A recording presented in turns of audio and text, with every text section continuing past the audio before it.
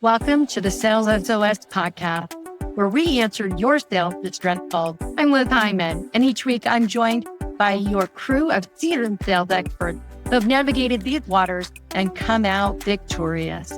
So if you're ready to turn your sales distress into sales success, you're in the right place. Let's dive into today's topic. Hello, and welcome to the Sales SOS podcast. I'm Liz Heiman, your host, and I'm here with your Sales SOS podcast crew. And we're talking about sales skills, right? Sometimes we feel like our entire sales team is just broken. But in truth, a lot of times it's skills that we can help them gain and fix. So we're going to talk about some of the sales skills that are really important in the world today. And I think it's important to say that right now we're in another one of those really unpredictable times when people aren't sure what is happening and people are having a hard time making decisions, and it's hard to get people's attention. And so I think it's really important that we talk about sales skills now, because every time we have a boom economy, people buy in spite of our sales team. And whenever we have a difficult economy or COVID or any other crazy thing happening, our sales skills for our team become incredibly important. So we're going to start by talking about getting people's attention, building credibility, and earning trust. And like I said, not going to talk a whole lot today. So who wants to kick this topic off? I think Brynne probably, because she really focuses with us on the top of the funnel in LinkedIn.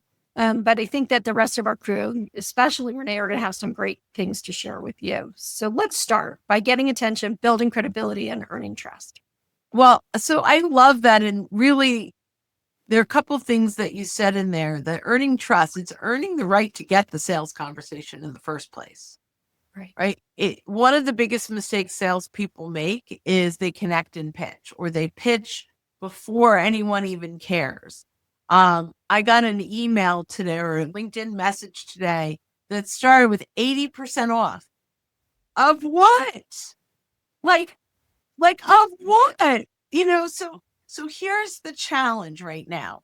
The challenge is, how are we getting attention around what our buyers care about? We have to detach from what we want to tell them and attach to what they want to consume that doesn't lead with our solution, but leads to it. Right? We've got to be able to start the conversation, meet them where they're at, ending with a preposition. I hate to do that, but right, like that's it. But meet them there, meet them where they are today, right? So really important. So on LinkedIn, I have a 5-step-ish process. The first thing we have to do is resonate. And, when we built this 5-step process, actually, my brother, who's not in the business, but is brilliant, we debated 1 and 2 back and forth for a long time, and I won. He's smarter than I am, so it was really fun. So the first one is resonate, and this is why it's first. There's so much noise that if I'm scrolling or I look at my message, the first thing I have to see is that this is for me. And so the resonate is leaders of manufacturing companies. That's me. I'm a leader of a manufacturing company, or SaaS providers, or whatever it is. And we've got to resonate. It's like, if you see your name, you stop. The next level down is if you see your title or your industry, you stop. We have to resonate first. The second one is create curiosity. Once we resonate, we've got to get them to lean in. And these were the 2 debates. Do we create curiosity and then resonate, or resonate and then create curiosity? And we've landed on resonate first. Creating curiosity could be 5 mistakes. And that sounds so cliche, but those are the things that drive people in. Or top tips from tips from the top CEOs in manufacturing. And you're like, I'm in manufacturing. I want to know what other CEOs are saying. Whatever that is, you've got to get that. That second piece is you've got to get them to lean in. Number 3, you have to teach them something new. if you don't teach them something new, there's no reason for them to ever care about what you have to say. You can verify that everything they're thinking is accurate, but you don't bring any additional value to the table. Why would they want a conversation with you? Right. But the next piece is another place where content or messaging drops off. And this is so important. So it was resonate, create curiosity. Number 3 was teach them something new. Number 4 is what they just learned needs to create a moment where they go, boy, I'm not doing that. Or how come my rep isn't talking about that? Or what they learned, they have to start thinking about their current situation differently. Otherwise, they could have had an aha moment, but if it doesn't resonate with them, it doesn't connect with them, why would they want to talk to you? They have to be able to see what they just learned in their business. And number 5, all of that needs to create a compelling moment. Got to move them from lurker to engager. We can't start a conversation till we know they're there. So whether it's a great CTA or they're asking us to connect, or they accept our connection request, or they comment, or they react, we need to know that they're there in order to start that conversation. And that's where the trust and credibility begins. So how do you do that though, Brynne? Like, how do you do all of those things? Are you sending emails? Are you posting? What are you doing? That thing you do, like, that has to fit your profile. That has to fit your content. That has to fit how you reframe a curated piece of content. Now, wait, let me be clear. Not all content has to do that. All sales content has to do that, right? You can have a content about an event. You can have pictures from a trade show. There's lots of other content out there. But if we're talking about content that converts to trust-based conversations without being pitchy, those are the 5 elements it needs to hit. Everywhere we're engaging, that we want to convert a consumer of our content to a trust-based conversation. What do you think, Renee? Wonderful advice that Brynne is giving, 100%. But where I think I can add to the conversation right now is probably, I want to pick up on a thread how you introduced us. I call the way that you introduced it, like, whether or not we're in a gift market. And that can be during crazy times, right? Like, you can launch a company that has unique product, unique service, high demand, and you never really have to work for it.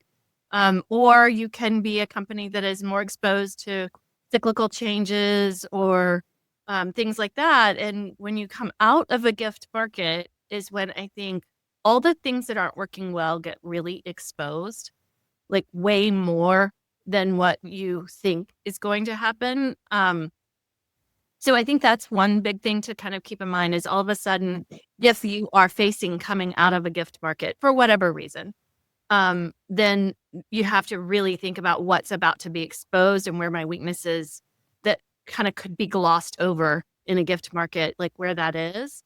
And conversely, from the consumer side, so that's from like looking at, inward looking out, and then from the consumer side, from your buyer side, in times of high volatility, people tend to hit one extreme or the other of either a growth focused mindset or a risk reduction mindset. And understanding what could be driving someone into those two things in this high volatility is going to be, I believe, key to getting their attention.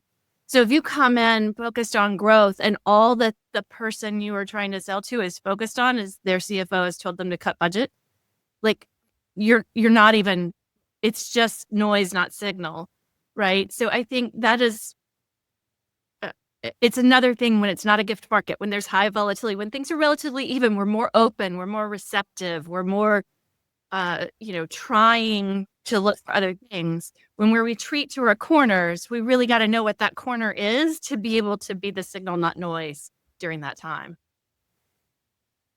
Agreed. Chris, what do you have for us, Mike? I always think that the key is to get the attention is always going to be relevance to start. How is it relevant to that person? And I think we've covered enough of the points around what's going to make that relevant to them.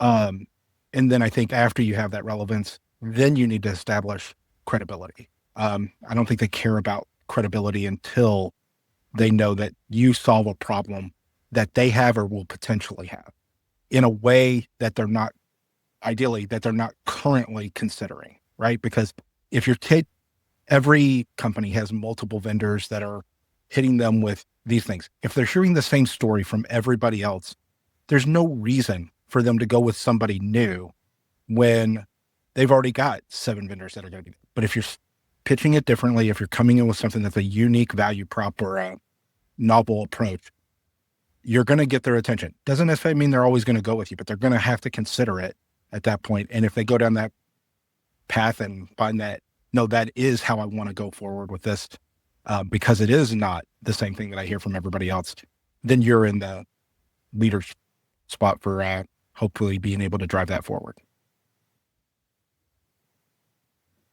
I think one of the things that we're running into right now, especially with everything that's been talked about so far, is how important the fundamentals are and just getting back to the fundamentals.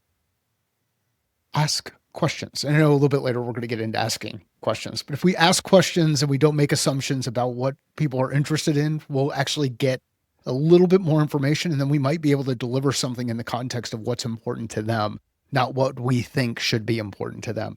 So get back to the fundamentals. And those fundamentals are the same things that we deeply care about as human beings. You know, am I making an impact? Am I valued? Do the people around me like and trust me? Am I going to make a mistake? What happens when I fail? Like, if I fail, can I recover from the failure? All of these things, these basic needs that we have, wants and needs that we have, are the things that I think have been highlighted here over the conversation. It's how do we get to those points? How do we create some messaging that resonates with folks, that allows them to kind of work through the framework that Brynne shared with us and move through those journeys and realize that when there's a lot of noise and there's a lot of extra stuff that's out there, complexity will kill your conversation, will kill your conversions, will kill the things that are in front of you. So simplify, identify next logical steps so that it's easy to take them. If you get back to the basics work, the fundamentals work. And if you want to get into really deep fundamentals that have stood the test of time, take a look at a good friend of mine, Todd Capone, and just look at what he shares out there from a sales historian perspective. One of my favorite quotes, there's nothing new except what has been forgotten. It's a Marie Antoinette quote. And that is happening right now, right? With all these young people picking up old bad habits. Whether bad habits or good habits. And that's what's cool about us as leaders. We're in a position where we can help them. We can help show the way and share things through conversations like the one that we're having here about what good looks like. Because there's a lot of bad. And I've never been fortunate enough to work inside one of those organizations where what'd you say? Renee, you called it, I think, a gift market. I don't even know what a gift market is, but I would love to find one. Like, how do I find a gift market where people know the name of the company I'm with and know that they're problem aware and they're solution aware and they want to move things forward. Yeah. You have to be really lucky to be Zoom during COVID, right? You got to be in the right place with the right message at the right time. I want to back up for just a second. Renee, I know you've got something to say, but no, as I'm thinking about building messaging, and again, I apologize for my voice, everybody. There's a couple of things that are important. One is remembering that if you are in a business to business complex sale, you have many different buyers, and messaging to each of those buyers is different because their relationship to the problem is different and what they need to achieve is different. So that's one thing that I think we need to remember as we're building out the things that Brynne and Renee and Mike are talking about, and Chris. I said, I think the second thing is, I like to think about having my clients say, "Can you do that for me?" Like Brynne used some other words, like, "Why isn't my team doing that?" Or, "Oh, we never thought about it that way." And the next thing is, "Wait, hey, you company that are talking about this, can you do that for me?" And when we achieve that, that means we really do have their attention.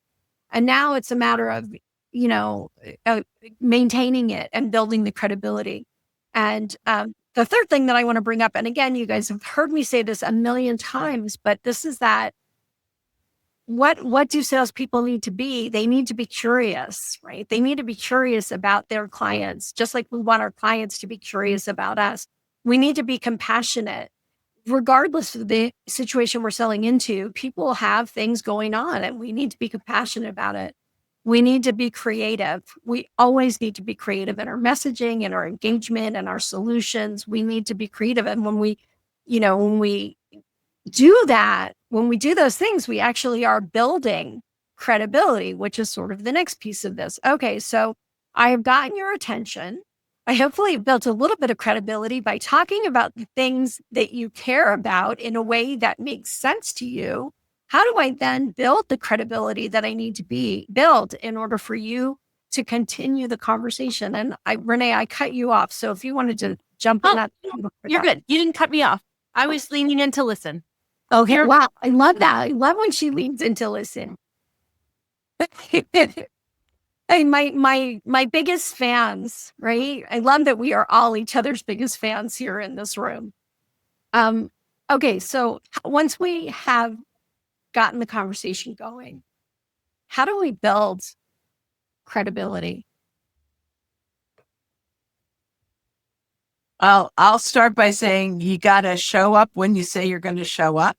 You've got to detach from what the prospect is worth to you and attach to what you are worth to the prospect. You have to have the right intentions. Your goal cannot be to make the sale. Your goal needs to be to solve the problem, right? All those things, you need integrity.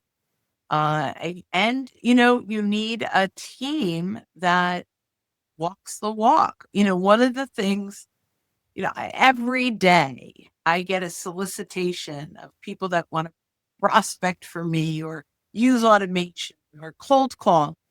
And I say, if I need another way to grow my business when my business is about helping people grow their business on LinkedIn and I can't do it, I shouldn't be teaching it, right? Like, no, I'm not going to do anything but this, because if this doesn't work, I shouldn't be doing this. So practice what you teach, practice what you preach, doing what you expect from others, and just ultimately being the best human being you can be, showing up with the best intentions. So Brynne, I want to challenge you. I want to challenge everybody sitting here, because one of the things that I keep hearing, or the things that I keep hearing, are these really manipulative, pushy, make you feel like an idiot. Why would you do anything else? I'm the smartest one out there. And if you're not working with me, then you're a fool. And, what you've been doing isn't working. You'd be stupid to keep doing it. Like, this is the messaging that's coming out right now. Yeah. A lot of training that sounds like this. Hey, sorry, I only planned a half an hour to talk to you. I'm so cool. I got a client after this. Like, how do this we have one seat left in our webinar. I go, what? Like we all know that the high pressure stuff, maybe it works here and there, but you're not trying to build a relationship. It's like I had a former CEO who once came into a room and basically, first time he wasn't CEO yet, but he was going to be. he said, I can sell ice water to Eskimos. And I turned to my boss, who was the CRO, and I said, yeah, but you won't do it more than once. If you're looking to build relationships, those high pressure tactics and everything else, yeah, maybe you'll make that first deal, but you're not going to make any of the others. And bad news travels really fast, and we're super hyper connected compared to how we used to be. So if you think that other people aren't going to hear about that negative impression, you're just flat out wrong. Like they say, a satisfied person tells one person, a dissatisfied person tells 15, right? So, you might get away with it here and there, but the vast majority of the time, you're going to be wondering, it worked this one time. Why didn't it work these others? Yeah, because people figured you out. Mike, what you got? I don't know how much more I can add. I mean, basically, don't be a jerk. It's not about you. Here's the thing. I know of nobody who's made their number by buying from themselves. Right? I mean, like, come on. Well, multi-level marketing company. Okay, so there you go. So fortunately, actually, we've got a bunch of LuLaRoe stuff sitting in that closet from when we went 5 down years there. ago. I'm happy to talk about that kind of stuff. Like, that's a good experience to share with a bunch of people about what not to do and how not to do any of this kind of stuff. But anyhow, you don't buy, or you don't make your number by buying from yourself. Your customer has a vote, and if you think you're going to strong arm them into a vote, maybe you're in the wrong business. Waste management. I'll just add, Brynne addressed this in her framework for LinkedIn specifically, but adding, so when we're talking about building trust and credibility, I think we've covered a lot of, making sure that we're showing that we understand them, expressing some empathy, I think, particularly in high volatility times. And Liz, I think that's kind of what you're saying, that you're finding so repelling, particularly in this moment, about a lot of these high pressure tactics, is there's very little empathy in high pressure tactics. There's zero. Yeah. There's zero. So, or maybe you express it and then take it away with the high pressure tactic. But this is one of those times where it goes a lot further than in a normal time, right? Like, maybe I feel, when things are rolling good, I don't really need empathy for my situation right now or whatever. My situation could be, I know I need your product and my CFO won't approve any new budgets. And you really got to help me figure out how to get through this situation, right? Like, so I think that empathy is really big.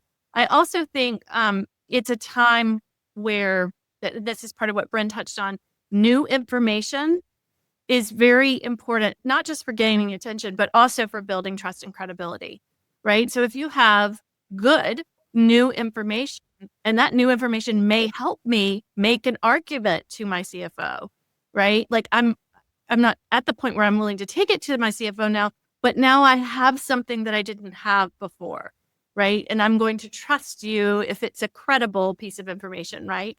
I'm going to transfer that credibility onto you because you gave it to me. So, these are things where, from a marketing perspective, I can say, like, audits and assessments and competitive information and things like that would be sort of classic sales enablement materials, are really good at helping, or should be really good. If you don't have them, then you should, particularly right now. And I don't use the shoulds a lot because that's a guilt word. But this is a time where you could start doing that. Really thinking about what you can arm your sales team with that will help them provide that new information that builds trust and credibility in the early part of a stage, not in the late part of the stage. And I think if you lean into that a little bit more, the idea that right now with social media, CEOs are in a position where they're able to create content that builds trust for the company.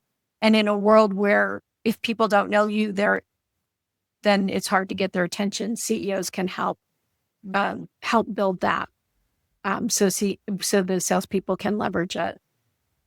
Any last thoughts on this? Go ahead, Brynne. I just want to say, a friend of mine, Trisha Ben, who's the CEO of C-Suite Network, whenever we have any kind of networking, only right before we'll go into a breakout, or she'll say, just remember, should is a bad word. You don't should anyone. So don't should on anyone. That's it. Don't should on anyone. I just wanted to share. I love what Renee said. Okay, that's all. Any last thoughts, Chris? Nope, I'm good. All right. Well, thanks for joining us for this episode of the Sales SOS podcast. We've really enjoyed having you here with us. We are going to go into our next session, and we're going to be talking about handling objections, because I think that there's some big objections right now. So we'll see you in the next episode. And that's a wrap for this episode of the Sales SOS podcast. A huge thank you to our experts for throwing us a lifeline with their insights. We hope that episode has equipped you to navigate sales leadership with confidence. Never miss an episode. Subscribe to your Sales SOS podcast on your favorite platform. If you have questions, comments, or topics you'd like us to explore, join us live on LinkedIn every second Friday, or share your questions on LinkedIn or YouTube. Until next time, keep sailing toward your sales goals.